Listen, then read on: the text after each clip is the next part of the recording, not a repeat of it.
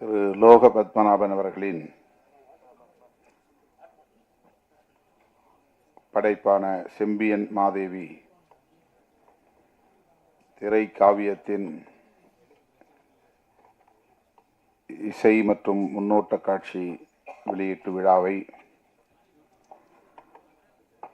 சிறப்பிக்கிற வகையில் பங்கேற்று உரையாற்றி விடைபெற்று சென்றிருக்கிற தமிழ்நாடு திரைப்பட இயக்குநர்கள் சங்க தலைவர் மதிப்புமிகு ஆர்.வி. உதயகுமார் அவர்களே, எழுத்தாளர் ஓவியா அவர்களே, திரு துரைசாமி அவர்களே, திரு விஜயமுரளி அவர்களே, திரைப்பட இயக்குநர்கள் திரு சுப்பிரமணிய சிவா அவர்களே, திரு ராஜா ஆனந்த் அவர்களே, தொழிலதிபர் பரசு முருகையன் அவர்களே, திரைப்பட இயக்குனர் மந்திரமூர்த்தி அவர்களே, இயக்குனர் சுரேஷ் மாரி அவர்களே, தோழர் உலக சினிமா பாஸ்கர் அவர்களே, திரைப்பட நடிகைகள் மஸ்கரா அவர்களே, அஸ்மிதா அவர்களே, பாடலாசிரியர் அரவிந்த் அவர்களே, திரைப்பட இசையமைப்பாளர் திரு ஏ.டி. ராம் அவர்களே, இந்த நிகழ்வில் பங்கேற்று வாழ்த்தி உரையாற்றி அமர்ந்திருக்கிற கவிஞர் அண்ணன் காசி முத்துமாணிக்கம் அவர்களே, அறம் என்கிற ஒரு வரலாற்று காவியத்தை படைத்த நமது இயக்குனர் கோபி நயினார் அவர்களே, மற்றும் இந்த திரைப்படத்தில் இந்த படைப்பாக்கத்தின் இயக்குனர் லோக பத்மநாபன் அவர்களுக்கு துணை நின்ற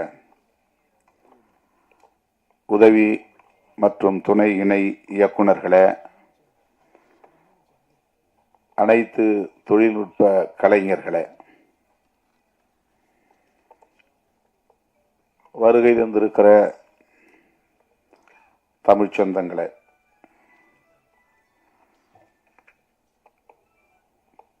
திரு லோக பத்மநாபன் அவர்களே,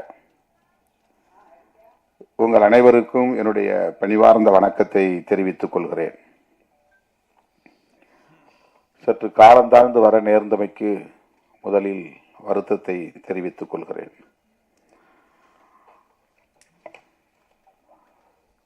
இன்று நம்முடைய அறம் படத்தின் இயக்குனர் கோபி நயினார் அவர்கள் இயக்கியுள்ள மனுஷி என்கிற ஒரு திரைப்படத்தின் முன்னோட்ட காட்சியை பார்க்கிற ஒரு சூழல் அமைந்தது. திரு வெற்றிமாறன் அவர்களின் தயாரிப்பில் கோபி நயினார் அவர்களின் இயக்கத்தில் விரைவில் வெளிவர இருக்கிற இசையமைப்பாளர் இளையராஜா அவர்களுடைய இசையில், பின்னணி இசையில் விரைவில் வெளிவர இருக்கிற மனுஷி திரைப்படத்தை பார்த்தோம். அதனால்தான் 3 பேரும் ஒன்றாக வந்து சேர்ந்திருக்கிறோம். இயக்குனர் கோபி அவர்களும் நம்முடைய அண்ணன் கவிஞர் காசி முத்துமாணிக்கம் அவர்களும் இந்த நிகழ்ச்சிக்கு திடீர் விருந்தாளிகளாக வந்திருக்கிறார்கள். அதற்கு காரணம், நாங்கள் ஒன்றாக அந்த திரைப்படத்தை முன்னோட்ட காட்சியை பார்த்துவிட்டு அடுத்து தவிர்க்க முடியாத இன்னொரு நிகழ்விலும் பங்கேற்றுவிட்டு இங்கே வந்து சேருவதற்கு, போக்குவரத்து நெரிசலையும் தாண்டி வந்து சேருவதற்கு காலத்தாழ்வு நேர்ந்து விட்டது. நெடுநேரமாக நீங்கள் காத்திருக்கிறீர்கள்.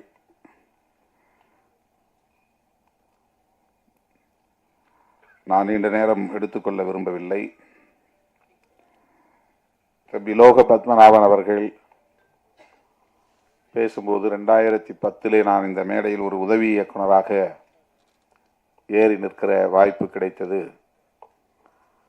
14 ஆண்டுகளுக்கு பிறகு ஒரு இயக்குனராக இந்த மேடையில் நான் வந்து நிற்கிறேன். இது ஒரு அருமையான தருணமாக நான் பார்க்கிறேன் என்று தன்னுடைய நெடிய பயணத்தை திரும்பி பார்க்கிறார். இந்த இடத்தை எட்டுவதற்கு ஒரு மாமாங்கம் தேவைப்பட்டிருக்கிறது. 12 ஆண்டுகளுக்கு மேலாக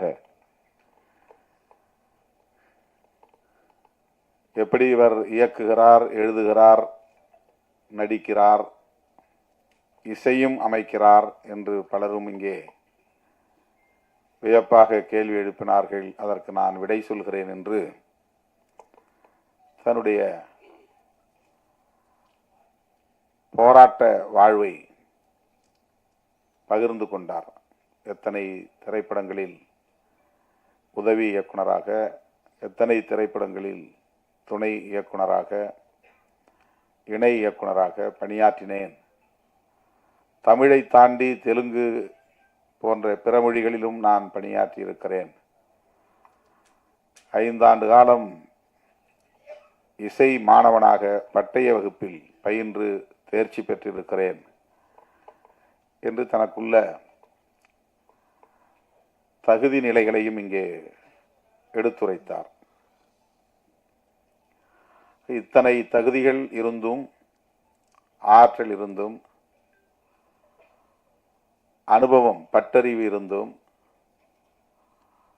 தான் எண்ணியதை எய்துவதற்கு, அடைவதற்கு இந்த களத்தில் எவ்வாறு போராட வேண்டியிருக்கிறது என்பதைத்தான் அவருடைய உரை நமக்கு உணர்த்தி இருக்கிறது. 13 ஆண்டுகளுக்கு பிறகு ஒரு இயக்குனராக இப்போது அவர் இந்த மேடையிலே நிற்கிறார். அவர் இயக்கிய, படைத்திருக்கிற அந்த திரைப்படத்தின் இசை தட்டினை வெளியிடுவதற்கான ஒரு வாய்ப்பை எனக்கு வழங்கி எனக்கு பெருமை சேர்த்திருக்கிறார். அதற்காக நான் அவருக்கு முதலில் நன்றியை தெரிவித்துக் கொள்கிறேன். திரைப்படத்தை முழுமையாக பார்த்தால்தான் அதை பற்றி நாம் சொல்ல முடியும். ஆனாலும் அதன் கருப்பொருள் என்ன என்பதை நம்முடைய ஆர்வி உதயகுமார் அவர்களும் சரி, எனக்கு முன்னர் பேசிய அனைவரும் சரி கோடிட்டு காட்டியிருக்கிறார்கள், தொட்டு பேசியிருக்கிறார்கள். தமிழ்நாட்டில் காதல் என்பதும் ஒரு அரசியலுக்கான பேசுபடு பொருளாக மாறியிருக்கிறது. காதலை பற்றியும் பேசி அரசியல் ஆதாயம் தேட முடியும் என்பது தமிழக அரசியலில்தான் முதலாக நாம் பார்க்கிறோம். அரசியல் ஆதாயத்திற்கு காதலையும் பயன்படுத்துவது, அதையும் ஒரு மூலதனமாக மாற்றிக்கொள்வது. ஒருபடி அரசியல்வாதியை தாண்டி சினிமா துறையிலே இருப்பவர்களும் கூட நாடக காதல் என்கிற பெயரிலே அதையும் அரசியலாக்கி அல்லது வணிகமாக்கி ஆதாயம் தேட பார்க்கிறார்கள். அவர்கள் அரசியல்வாதியிடமும் கெட்டிக்காரர்கள். அரசியல்வாதிகளையும் தூக்கி சாப்பிடக்கூடிய அளவுக்கு கெட்டிக்காரர்களாக இருக்கிறார்கள். என் பெயரை சொல்லியும் பிழைக்கிறார்கள். பிழைத்து விட்டு போகட்டும் என்று நான் அதை கண்டுகொள்ளவில்லை. எனக்கும் அதற்கும் அவர்கள் சொல்லுகிற பொருளுக்கும் சம்பந்தமே கிடையாது. என் பெயரை சொல்லி ஒரு படம் தயார் பண்ணி அதிலே வணிகம் செய்ய முடியும் என்கிற அளவுக்கு நான் ஒரு மூலதன பொருளாக இருக்கிறேன் அவர்களுக்கு என்று சில நேரங்களில் நான் தோழர்களோடு பகிர்ந்து கொள்வதுண்டு. காதல் என்பது காலம் காலமாக பேசப்பட்டு வருகிற ஒரு உயர்ந்த சொல், சிறந்த சொல். மனிதன் தோன்றிய காலத்திலிருந்து மனித குலத்தை வழிநடத்துகிற ஒரு வலிமை மிக்க சொல் காதல். யாரும் சொல்லி வருவதில்லை, தூண்டியும் வருவதில்லை. அது ஒரு இயல்பான உணர்வு. அதில்தான் ஆர்வி உதயகுமார் அவர்கள் காதலித்து பார்த்தால்தான் காதலை புரிந்து கொள்ள முடியும் என்று சொன்னார். பாடம் எடுத்து புரிந்து கொள்ள முடியாது. அறிவியலை பாடம் எடுத்து சொல்லித்தர முடியும், கணக்கை பாடம் எடுத்து சொல்லித்தர முடியும், அதற்கெல்லாம் ஆசிரியர்கள் உண்டு. காதலுக்கு ஆசிரியர்கள் கிடையாது. அது இயல்பான உணர்வு. அப்படி சொல்லித்தரவும் முடியாது.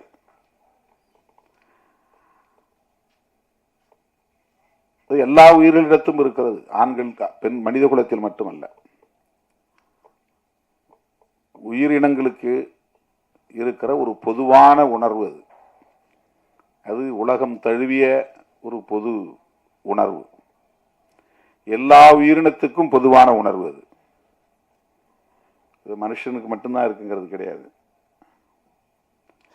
உயிரினமாக இருக்கக்கூடிய இரு பாலினத்துக்கு இடையில் அவரவர் அந்தந்த உயிரினங்களுக்கு ஏற்ப அது நிகழ்கிறது. நம்மால் உணர முடியாமல் இருக்கலாம்.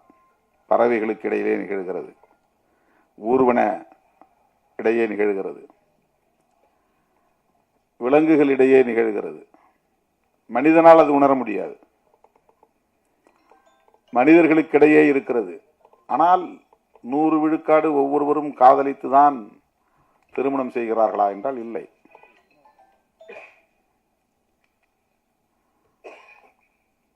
ஒரு கிராமத்தில் ஒரு வயதொத்த இளம் ஆண்கள் அல்லது இளம் பெண்கள், ஒரு 20 ஆண்கள் அல்லது 20 பெண்கள் இருக்கிறார்கள் என்று சொன்னால்,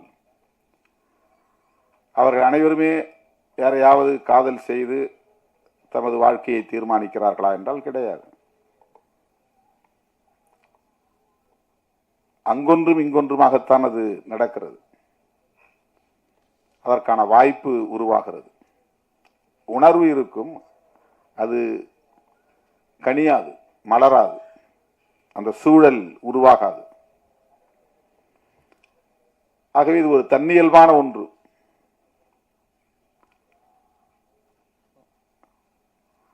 அதனை ஏதோ திட்டமிட்டு யாரோ சொல்லி டிஷர்ட் போட்டால், ஜீன்ஸ் போட்டால், கூலிங் கிளாஸ் போட்டால் பெண்கள் மயங்கி விடுவார்கள்.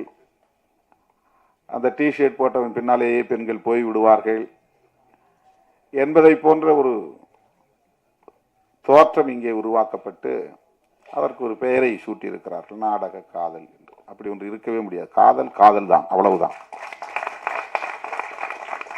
இன்னொன்று அப்படி ஒன்று இல்லை, அப்படி ஒன்று இருக்க முடியாது. நாடகம் செய்தெல்லாம் யாரும் யாரையும் ஏமாற்றி விட முடியாது.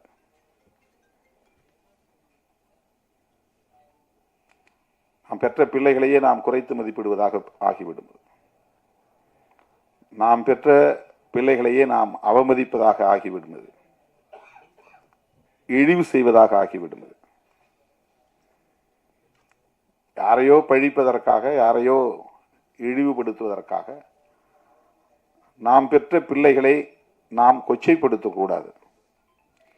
இந்த விமர்சனங்கள் ஒரு தனிநபருக்கு எதிரான விமர்சனங்கள் அரசியல் ரீதியாக செய்யப்படுகின்றன என்பது ஒரு புறம் இருந்தாலும், பெண்களை, நம் வீட்டு பிள்ளைகளை, பெண் பிள்ளைகளை அது கொச்சைப்படுத்துகிற ஒன்று.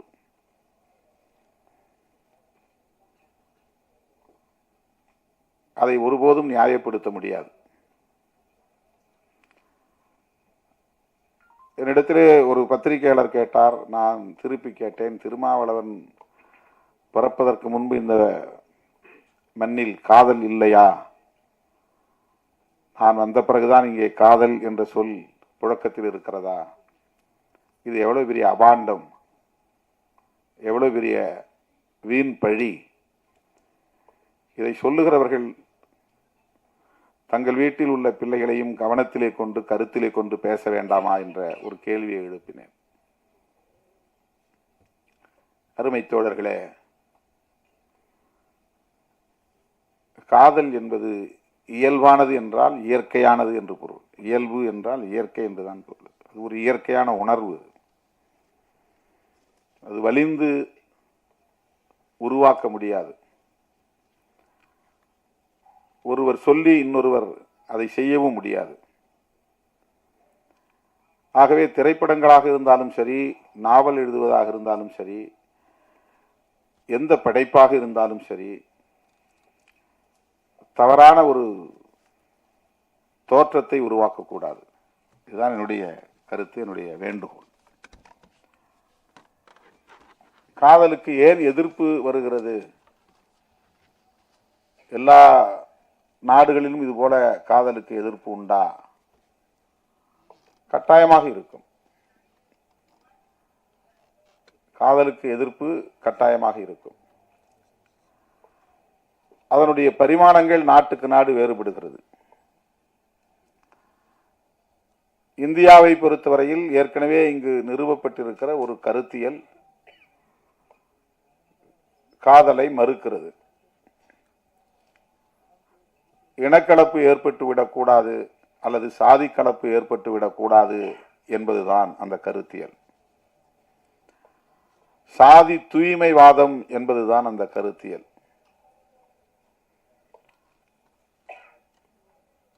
சாதி விட்டு சாதி திருமணம் செய்தால் ஒரு சாதிக்கான பாரம்பரியத்தில் களங்கம் ஏற்பட்டுவிடும். அந்த சாதி காப்பாற்றி வருகிற தூய்மை கலங்கப்பட்டுவிடும். எனவே திருமணத்தை சாதிக்குள்ளேயே பண்ண வேண்டும் என்பது இங்கே ஒரு கருத்தாக நிறுவப்பட்டிருக்கிறது. எஸ்டாபிளிஷ்ட் அகமண முறை, எண்டோகாமி. இது எஸ்சி எஸ்டி மக்களுக்கும் இதர மக்களுக்கும் இடையிலான பிரச்சனை கிடையாது. ஒவ்வொரு சாதிக்கும் இடையிலான பிரச்சனை இது. ஒவ்வொரு சாதிக்கும் இடையிலான பிரச்சனை இது. சாதியிலேயே உயர்ந்த சாதி என்று கருதப்படுகிற பிராமணர்கள் தனித்தனி சாதிகளாகத்தான் இருக்கிறார்கள். அங்கேயும் அகமண முறைதான் உண்டு, புறமண முறை கிடையாது. அங்கேயும் அகமண முறைதான். சாதி கலப்பு ஏற்படக்கூடாது என்பது அங்கேயும் இருக்கிறது. சாதி தூய்மைவாதம் அங்கேயும் இருக்கிறது. ஆகவே காதல், ஆர் வி உதயகுமார் அவர்கள் சொன்னதை போல, சாதி மதம் மொழி இனம் என்கிற வரையறைகளை தாண்டிய ஒன்று. அதை தடுப்பது இந்த கருத்தியல். சாதி விட்டு சாதியெல்லாம் காதலிக்க கூடாது. காதலித்தால் வெட்டுவோம். இது ஏன் நிகழ்கிறது? இனக்கலப்பு ஏற்படக்கூடாது. சாதி தூய்மை பாதுகாக்கப்பட வேண்டும். சாதி தூய்மை பாதுகாக்கப்பட வேண்டும் என்பதற்காக தண்டனை வழங்கப்பட்டது. அந்த தண்டனையை வரையறுத்த சட்டம்தான் மனுஸ்மிருதி. மனுஸ்மிருதி என்பது ஒரு சட்டம். அது ஒரு கோட் ஆஃப் மனு என்றுதான் அதற்கு பெயர். அதுதான் அந்த தண்டனையை தருகிறது. சாதி விட்டு சாதி திருமணம் பண்ணா அவங்கள அலோவ் பண்ணக்கூடாது. 2 பேரையும் ஒழிச்சணும். இல்லைன்னா சாதி கலப்பு ஏற்பட்டுரும். சாதி கலப்பு ஏற்படக்கூடாது என்பது ஒரு கருத்தியலாக இந்த மண்ணில் நிலைநிறுத்தப்பட்டிருக்கிறது. அந்த கருத்து தான் காதலுக்கு எதிர்ப்பாக நிற்கிறது. அதுதான் நாடக காதல் என்கிற புதிய சொல்லாடலை எல்லாம் கொண்டு வந்து நிறுத்துகிறது. படைப்பாளர்கள் அதை தாண்டி சிந்திக்க வேண்டும். அதனால்தான் கலைஞர்கள், படைப்பாளர்கள் சுதந்திரமானவர்களாக இருக்க வேண்டும். இந்த மாதிரியான எந்த பிற்போக்கான கருத்தியலுக்குள்ளும் போய் சிக்கிக் கொள்ளக்கூடாது. அவர்கள் இயல்பான வாழ்வியலோடு இயைந்து இயங்கக்கூடியவர்களாக இருக்க வேண்டும்.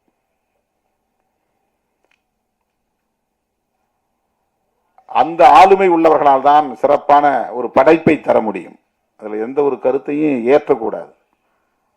என் கூட இருக்கிறதுனால நான் சொல்ற கருத்தை தான் சொல்லணும் அப்படின்னு ஒன்றும் கிடையாது. என் கூட இருக்கிற தோழர்கள், அவருக்கு ஒரு சுதந்திரம் இருக்கு. இப்போ அறம் படத்தினுடைய இயக்குனர் கோபி எம்மோடு இணைந்து அரசியல் களத்திலும் பணியாற்றுகிறார். ஆனால் அந்த சாயல் இருக்காது அவருடைய படைப்பில். அதுதான் அவருக்குள்ள ஆளுமை, அதுதான் அவருக்குள்ள சுதந்திரம். இன்னைக்கு படத்தை பார்த்து வந்த நானும் கவிஞர் காசிமுத்து மாணிக்கம் அவர்களும் அவரை பயங்கரமா பாராட்டிக்கிட்டே வந்தோம்.